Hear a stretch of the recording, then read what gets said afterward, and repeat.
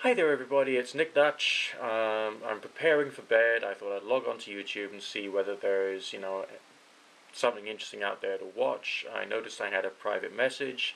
I get private messages quite a lot, but not every single day. And I thought I'd read it and see basically what this person is about.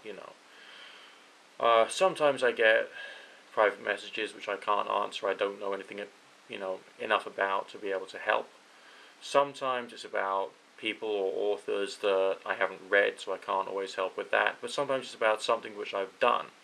Now, the private message that I was sent, that I'm responding to in this particular video, was by someone who was, shall we say, rather critical of the Ouija board seances that I've videoed and put onto YouTube so far. It's okay, it's good to be critical and skeptical. It is, especially when it comes to something like Ouija, which is filled, just the whole subject is full of mythology and all kinds of peculiar fictions that people have created. I mean, some people use Ouija board stories as ways of terrifying you, or trying to terrify you, so you end up being a good little boy or girl and going to church, which you might not necessarily want to do. There's all kinds of reasons why people would use Ouija board stories. Now, the private message said to me, it looked like you were pushing the planchette on one of your videos. Well, as I've mentioned before, there's two ways in which the planchette seems to move. Number one, you got the ideomotor effect when there's something inside your mind that happens inside your mind that automatically moves your fingers in a certain direction. Okay? And number two, yes, you deliberately push it. But you deliberately push it because there's something inside you which says push it slightly to the left, slightly to the right, slightly forward, or slightly backward. And you don't know what this thing is. Sometimes it's a feeling I seem to get at the back of my head on the left-hand side for some unknown reason, because none of us can actually say how or why this works. And so, I do it. And that essentially helps to bring about the message. It does. So essentially it can be a question of you actually physically pushing the planchette to get a particular result, but it's not one that you're necessarily preparing. So the private message went on and said, if you're doing these Ouija board seances to make a YouTube video, how do we know that you're not preparing it beforehand? Well, to the most part, I tend to do the Ouija board seances for relaxation and for fun. I know some people, they do knitting or sewing or jigsaw puzzles or sitting down in front of Xbox just for fun and recreation. I just do Ouija board seances, and I have a camera and I just tend to set it up, okay, because it might be interesting, it might not. I have not kept every single Ouija board seance video that I've ever done, because I just didn't see the point. There's no way that we can get 100% empirical data from a video, basically. Once in a while I do think, I haven't done a video for the subscribers recently, I know, let's make it a Ouija video. Okay? And when that happens, yes, if you've been doing YouTube videos for a while, there's always something in your mind which is planning what you're going to say before you say it. You get an idea as to what you're going to say, like what I'm doing now, okay? Is that necessarily the case with the Ouija board? To a certain degree, I would have to confess that it is. But I have noticed a strong discrepancy between any kind of like narrative, which that little part of my mind is almost trying to create, and what actually comes out. There's a big difference. So, I could be, setting up the camera, getting the lights ready, and part of me saying, well, I know what, wouldn't it be great if the spirit, in inverted commas, did this, that, and the other, or said yes at this time, okay? And then you do the Ouija board seance, and at that point, the planchette moves to the no, or it moves to a different letter. Alright, something else happens, or there's some other message going on.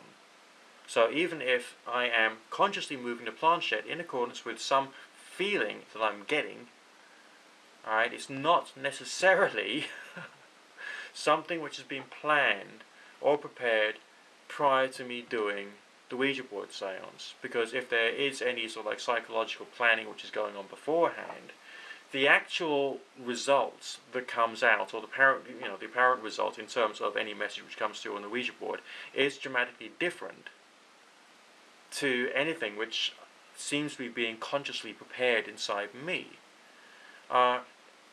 which is peculiar. But this is a peculiar subject. It deals with something psychological, human psychology, so you could argue that there is some part of my subconscious which is planning the story, which I would not be aware of. But if I'm not aware of it, then basically all you're going to get is the end result of just the planchette moving anyway, and it wouldn't be my conscious control. So all we can say is there's a strange experience, there's a strange apparent result that happens, and that's more or less all there is to it.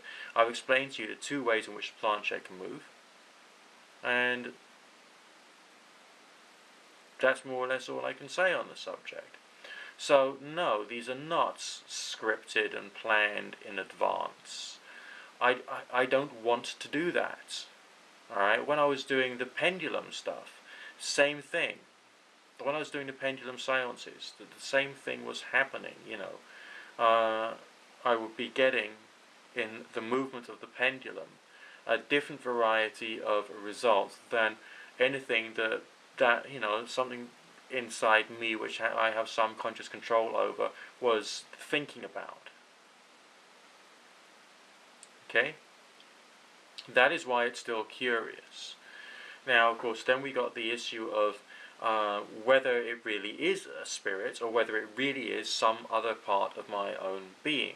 Now, we can't ever say. Now, I mean, at all, full stop, finito. There are those who will believe one way or believe another way, but in both cases, as you're not the individual, you personally are not the individual who has taken apart the brain of the person who has done that particular seance and worked out precisely where the inverted commas signal is coming from. So you're doing it whether you take either perspective, basically from a faith point of view, namely you've got a belief which is part of your own identity and your own politics and the views that you happen to have. I would say, yeah, there is no objective 110% solid factual evidence that the results of the Ouija board is due to a consciousness outside of myself. I personally could hypothesize that it could possibly be a blend of my consciousness plus another form of consciousness, which would, in different seance-type experiences, more towards one or more towards the other, and in a wide variety of different ways. Because, again, we're dealing with a complex phenomena. But no, I can't really, from my personal experience, turn around and say that it is just due to something inside myself. I don't always have things coming out which appear to be from my own memory or my own history. It just isn't always like that. So it does appear to be coming from something outside at times. But I also confess that I do use the Ouija device as well as the pendulum for personal self-exploration. And I think it does depend upon where your focus of attention is at that time. You can focus in on yourself, you can try and become sensitive to things happening in your own mind, and that can become part of your experience, or you can have this sort of like more slightly hypersensitive feeling and trying to sense things outside of you and above you. And that seems to have a different sensation and personal experience associated with it. And it's weird.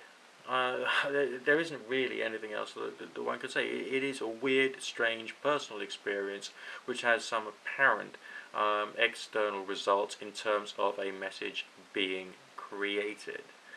Yes, it does take practice, and yeah, it's good fun. If you are someone who doesn't believe in spirits, you've got no excuse not to go onto eBay today and go and buy yourself a Ouija board. If you are someone who does believe in spirits, then you've got no excuse not to go onto eBay today and go and buy a Ouija board. The thing to do is to have fun. I don't consider the Ouija device to be a fact-finding thing. I think it's a weird experience generation thing, or an introspection generation thing, or a kind of like creativity enhancement thing, because you can use it to get creative about yourself. You can therefore use it for what can be roughly called personal or self-development, and see what kind of stuff appears for you or not, as the case may be. Anyway, that's my opinion. I could go on about this for longer, but I just don't see the point. You learn it through playing with it. As I've said before, it would make sense if you were to train yourself like ideomotor and neuroplasticity and neurogenesis wise through doing basically the equivalent of handwriting practice, namely spending like, I don't know, 20 minutes every single day for 90 days or up to 90 days just spelling stuff out and just getting used to where all the letters are on the board that you've got, because then, you know, the brain will adjust to that particular type of activity, and it then becomes easier to try and get messages out. Alright? Yes, I also feel that the eyes could have something to do with it, because, you know, if you're looking at the board, your eyes see where the letters are. If there is something psychological, then that's going to have an impact upon the whole experience, because, you know, your eyes provide a feedback system, don't they, basically. And that's not a bad thing, okay? If I was to do it blindfolded, would I get a result? I don't know. I haven't tried. I don't really care to. It would make no sense. Even if it is something of a spiritual nature, but it still needs to use some kind of, obviously, physical mechanism, because it's my hands which are touching the planchette, then it would make sense it might need to have some kind of optical thing as well. It's not necessarily a ghost standing next to me with its own eyes. It could just be a blob of thought. If blobs of thought exist, or indeed, or if ghosts exist, we don't know fully. All we have is the strange experiences and the strange sensations which happen to the person who is doing the seance experience. And that's my thoughts for today on Ouija. Hope you liked it. If you didn't, tough. You know, I give you what I've got for today, and I'm getting lots of criticism at the moment, and I don't care. Alright, look after yourselves, good fortune, God bless, don't go crazy, stay sane, stay rational, and try and think about the experience, and don't let any kind of like superstition or religious strange stuff get in the way of you being analytical about the experiences after they've happened. When you're in those experiences, you need to be much more, you know, in inverted commas, open to the whole thing. Speak to you in a while.